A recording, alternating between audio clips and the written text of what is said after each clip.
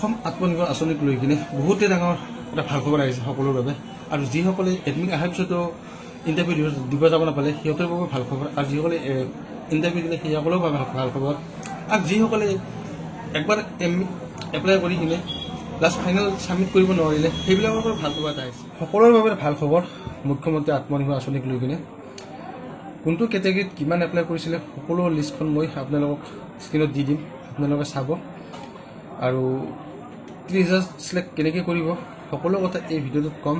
আৰু কিমানজনে এপ্লাই কৰিছিলে, কিমানজন চিলেকশ্যন হ'ল, আৰু কোনখন ডিষ্ট্ৰিক্টৰ পৰা কিমান চিলেকশ্যন হ'ল সকলো কথা A to Z এই ভিডিঅ'টোত আজি মই আপোনালোকক ক'ম বুলি ভাবিছোঁ। আৰু আপোনালোকে ভিডিঅ'টো ধৈৰ্য ধৰি শেষলৈকে চাব সকলোৱে। আৰু যদি মোৰ চেনেলটোত কোনোবা নতুনকৈ আছে প্লিজ চেনেলটো ছাবস্ক্ৰাইব কৰি ৰাখিব। আৰু বেছি দীঘলীয়া নকৰোঁ ভিডিঅ'টো, আপোনালোকে ধৈৰ্য ধৰি 2 মিনিট বা 3 মিনিট সময় ভালকৈ চাব। আৰু যদি কিবা প্ৰব্লেম হয় জানাত আপোনালোকে মোক তলত কমেণ্ট কৰিব, মই আপোনালোকক ভালকৈ বুজাই দিম, ঠিক আছে। প্ৰত্যেকৰে কমেণ্ট ৰিপ্লাই কৰিম মই, আপোনালোকে টেনশ্যন ল'ব নালাগে, যিমানে কমেণ্ট কৰে সিমানে ৰিপ্লাই কৰিম, ঠিক আছে। আৰু মই লিষ্টখন আপোনালোকক স্ক্ৰীণত লগাই দিছোঁ, আপোনালোকে চাইছে নিশ্চয় বুজি পাইছে যে কোনটো কেটেগৰীত কিমান এপ্লাই কৰিছে, কোনটো হেৰিত কিমান আছে, SC কিমান আছে, OBC কিমান আছে, ST কিমান আছে, সকলোৰে লিষ্টখন মই লগাই দিছোঁ। আপোনালোকে চব তাতে চেক কৰক ভালদৰে। আৰু কোনো টেনশ্যন ল'ব নালাগে, সকলোৱে পাব পইচাটো।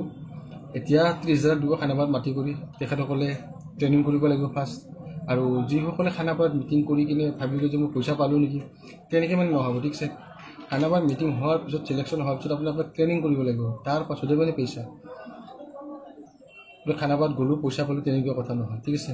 সিহঁতে ট্ৰেইনিং কৰিব এমাহ 1.5 মাহ, তাৰপাছত সেইকেইটাক পইচা দিয়া হোৱাৰ পিছত নৱেম্বৰ মাহত পইচা দিয়া ক্লিয়াৰ হ'ব সেইকেইটাক। তাৰপিছত নেক্সট আকৌ 30,000 মাতিব বা 40,000 মাতিব, তেনেকৈ মানে গৈ ষ্টেপবিলাক শেষ কৰিব, ঠিক আছে।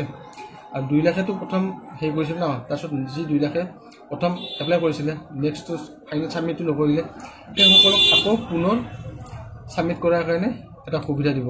কিন্তু সুবিধাটো কেতিয়া দিব, এইখিনি মানুহ যেতিয়া পইচাটো দিয়া হ'ব সম্পূৰ্ণভাৱে তেতিয়াহে মানে সেইখিনিৰ কথা ভাবিব, ঠিক আছে। প্ৰথম মানে এইখিনি দিয়া লোৱা হ'ব লাগিব, তাৰ পাছতহে নেক্সট পৰ্যায়ত সেইখিনি নতুনকৈ এপ্লাই কৰাৰ কাৰণে লাষ্ট ফাইনেল ছাবমিটটো কৰাৰ কাৰণে দি দিব, ঠিক আছে।